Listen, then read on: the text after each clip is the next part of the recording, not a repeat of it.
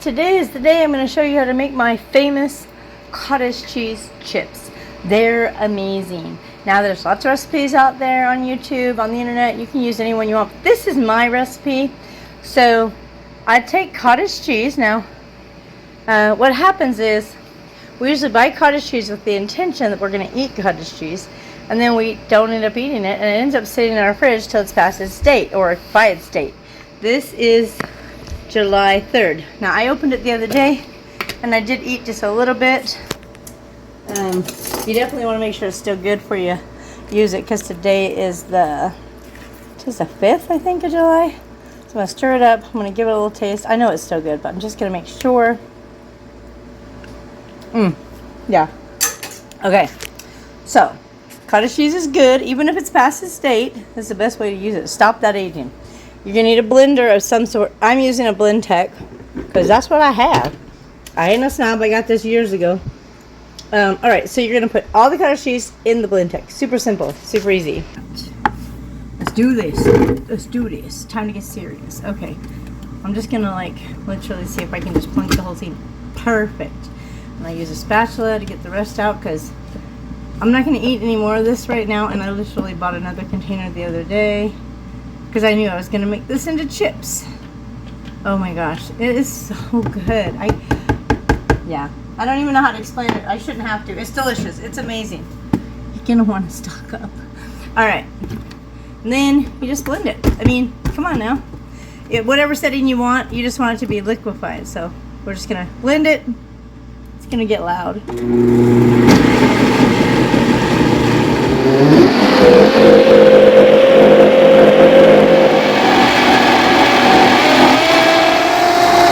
Alright, so you blend it till it's smooth like that.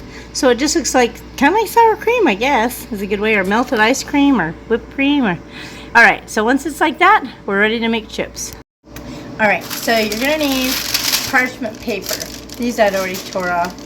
It doesn't really matter. You just need them to fit in your microwave. So I usually just cut the corners so it's kind of rounded.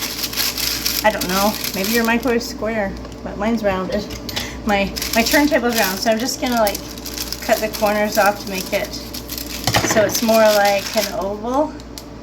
Okay, now I've done this multiple times and I have found it's easier to just do it in the microwave, but I'm gonna do it not in the microwave to show you. I'm gonna go ahead and just get this other piece I already had cut off. I'm gonna do the corner so it's already done, so I don't have to do it in a minute. Alright. Because you'll probably go through 3 or 4 pieces of parchment. Because you can use the same one a couple times, but depending on how many you're making, sorry, I'm about to fall over. How many you make, it gets gross and you'll want a new piece. Alright, let me bring it down here so you can see what I'm doing. Okay, I'm going to show you one on the counter and then I'm going to show you one in the microwave. So you can do it either way. It's just how skilled are you at lifting this paper with liquid on it. You know what I mean? That's pretty much all it is. Also, you're going to season it before you cook it. So, we have everything bagel seasoning. We have sour cream and onion.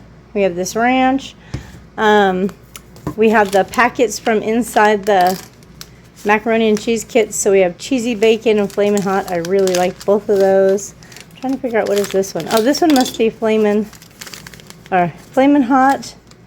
And what's this one? Cheesy bacon. I have 2 flamin' hot. What?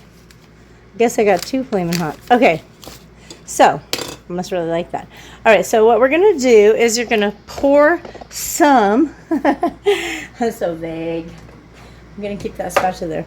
So I'm just going to pour some of this out on here. You don't do anything to the parchment. Just pour your blended cottage cheese on it like that. How much? I don't know. It depends on how big your microwave is.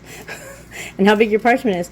And then you're just going to kind of spread it out towards the edge. And it doesn't need to be paper thin, but you do kind of want it to be as thin out as you can get it. Now, the thing I've figured out is when I lift it, sometimes the cottage cheese mixture will run to the middle, which is why I've started just doing this in the microwave. You know, where I just pour it in the microwave and then spread it around so I don't have to actually lift it because it's already in the microwave. Oh my gosh, I talk a lot. Hopefully that makes sense to y'all. All right, and just get it as close as you can. It doesn't have to be right at the edge, but you do want to try to just make it uniform as far as thickness. Okay, now the flavoring. All right, so I'm gonna just go ahead and go with the Flamin' Hot because, you know, that's what I got. I love Flamin' Hot. Oh, it's so good. Now, I've done this a couple of ways, and I've sprinkled it on, and then I've actually stirred it in. That one I stumbled upon because when I put it in the microwave, it ran to the middle, so I wanted to spread it back out. And I actually like it spread in better. So, you can just leave it like that and bake it, but I am actually gonna get it blended into the cottage cheese mixture. Okay, because I found I like it that way better. Okay. Now I know this probably doesn't seem like anything, right? What a mess. But this is one of those where trust the process. Oh my gosh, I can't wait. I've been wanting these, but I've just been too tired to make them. All right, I'm just gonna use my finger and then I'll wash my hand again to get that off because I don't want to make the next batch jalapeno. All right, now we're gonna move it to the microwave. Wish me luck. I'm trying to get you to be able to see it, but I don't know. All right, so there's not really an easy way to lift it other than just go for it. So you just go for it and set it in the middle. Sometimes if I find it's got way too much liquid, everybody's cottage cheese is different, I will lay a paper towel under the parchment paper, but we're gonna go with it just like this. Let me show you. So there it is, and then we will set it for 6.5 minutes, and hopefully we got chips, right? We're gonna do 6.5 minutes, and we'll be back. Okay, so this is at 6.5 minutes, and it was pretty moist underneath, so I went ahead and put a paper towel. As you can see, it's got some moisture there. And we're gonna do it for another minute and then check it. Okay, this is after the extra minute, but it's not quite there. It's getting there. So every microwave is different. You're gonna want it like this, or even a little darker. It cannot be chewy. So we're gonna go a little bit longer, maybe 30 seconds. Check it until we get it to the right look. I'm thinking I might have put a little too much cottage cheese on there, a little too thick, because usually 6.5 minutes is perfect. So the next batch I'll put a little bit less, and we'll see if it actually works out to 6.5 minutes. You just want to make sure you definitely get it crisp, otherwise it's not going to taste like chips. Okay, I definitely did it too thick. So what I'm doing is I've got it on another piece of parchment. I'm just peeling it off. The edges didn't get that red on them, but they're still crispy. So we're just going to let that sit for a minute, and we're going to start on the next one. So I got it all peeled off. Here's this. I'm going to go ahead and put this in my microwave. Okay. And then we're going to put the cottage cheese on right in there. I definitely think it's best to have a paper towel under it. And then you just got to get your cottage cheese mixture up in there without it dropping all over everywhere. So whatever size spoon you want to use. And you could do a bigger batch or a smaller batch depending on the size of your oven. Trying to spread this out in here, then you don't have to lift it. You decide what works for you. If it's easier for you to lift it in, then do that. So whatever works for you. Some people would rather not mess around like this and would rather just spoon it out on the counter and then lift it, and that's fine. It's not really that there's a wrong way. Except I got some right here. Wasting, hold on. Alright. It won't cook on the paper towel into a chip, I promise. It'll just be a mess. Okay. So I feel like that's pretty good. And then, which one should we do for this one? I think I'm going to make this one everything bagel. Oh, that one's so good. And I also found out that other one that said Flamin' Hot isn't Flamin' Hot. I marked it wrong. It's actually jalapeno cheddar. So there you go. There's that. Alright, so I got my everything bagel, and I'm just going to like sprinkle it. You can stir it in. This one I found is fine just like that. Alright, let's get it baking. 6.5 minutes. Alright, there's not really a secret other than you want to make them crispy. But then you just take these big sheets. That could be one chip, you know. Let's flip you around. Dang, my ice machine's loud. come over here. Hopefully it's less loud. Okay, wait. You're gonna have to balance. Don't fall. Can I balance you? Now. Just, gosh, why can't you just stand still? Okay. You're gonna have to find a different spot. Hold up. You know, it seems like you would think making a video would be super easy. Just put up a camera and record. If the lighting's bad, it doesn't look good. Like, I'm trying to think if I turn it around. See, like, this is really bad lighting. It shadows me. It makes it look like I have dark circles. So you want to always make sure you have good lighting. It's not easy.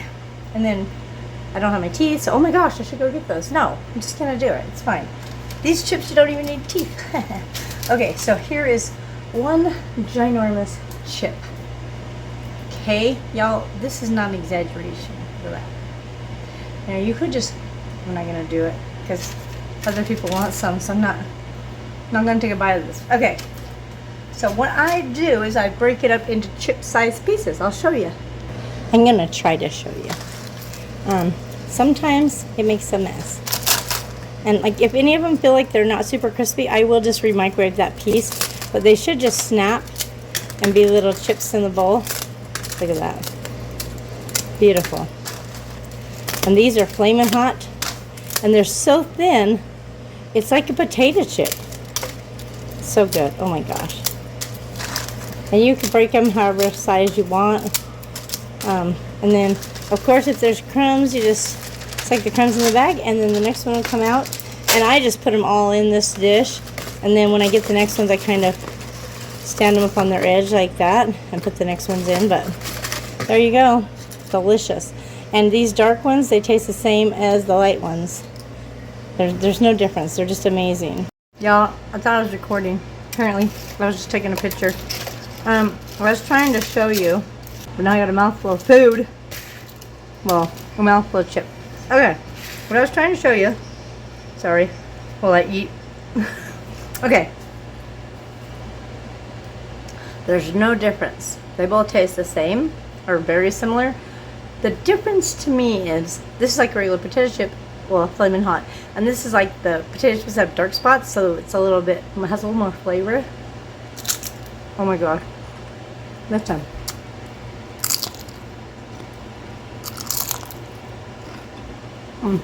God. I could eat a lot of these. Thankfully, it's just cottage cheese, and the seasonings have no carbs. And this light one, just as crispy as the dark one.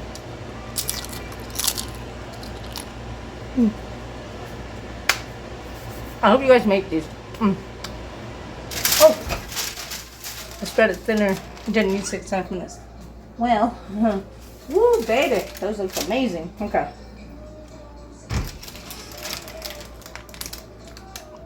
Perfect. Now we'll just let them sit here and cool for a minute. And then we'll do another flavor. But what I learned last time is you don't want to do batch after batch after batch after batch because your microwave could get overheated. And our fan kicked on, it wouldn't shut off, and I had to unplug it to get it shut off because it was so overheated. I could probably do one more batch. I just put in another piece of parchment to catch any crumbs that might come off. Because the crumbs are good, just like the crumbs in your chip bag, you know? Whew. These could have probably stopped 30 seconds sooner, but I was talking to you guys. I got distracted. So I don't leave the kitchen when you're cooking. They're still going to be good, though. It won't matter. There's no bad chips. Even that one. Oh, my gosh. So, hold on. Yep, it was good. Gotta make sure, you know. Wouldn't want to give that to somebody else. Just break all these little crumbs off. Oh, so good. And then once that one has cooled off, I will bust it into little pieces in the dish. I think that's, oh no, there's some more over on this side of the paper. It's just, I don't know how come it turns out so amazing. I have just put the cottage cheese in spoonfuls. It doesn't, to me, taste as good. I feel like this tastes better. I wonder if this dark piece is any good. I better check it. Yeah, it's good. All right, we'll let that cool for a minute. Let's do one more over here. And we'll just do this on the counter. Because why not? You know, I can. Just want to not put as much as I did that very first time. That was insane. It took so long. They turned out good though, you know? Alright, so I guess it just depends, like I said, if you guys want to lift it or if you want to try to smear it around in your microwave. How thick should it be?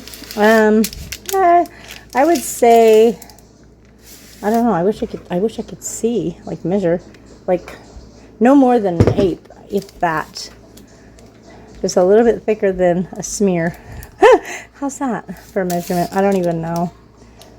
If it's too thick, you'll know because it'll take longer to get done. How's that? And then that looks good. So now what? I think I want to do the cheddar bacon. That one is so good. Or the cheesy hello cheddar bacon. That's what I want to do. Because you just mix all these flavors and it's so... Woo! Sorry guys. It's so good.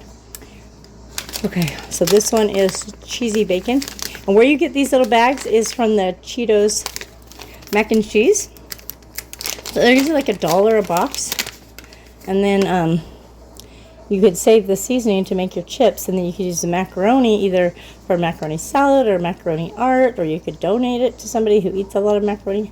We don't use a lot of macaroni, but we sometimes have to take sides to parties, and we could make a macaroni salad, and then just, you know, add some Italian dressing or something to make a salad. Okay, I'm just going to go ahead and smear this one in too, because why not?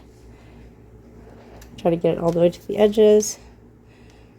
That way you get cheese in every bite. Cheesy bacon.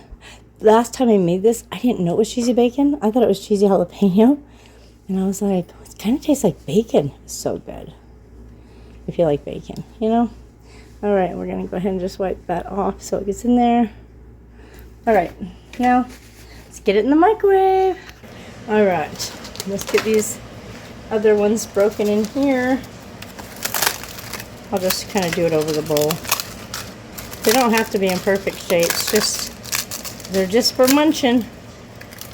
I mean, you're gonna eat them, so it doesn't really make a difference.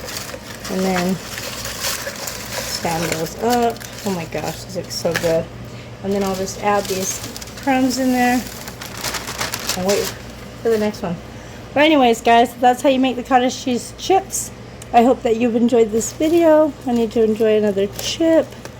If you make them, oh my gosh, that's so big. Hold on.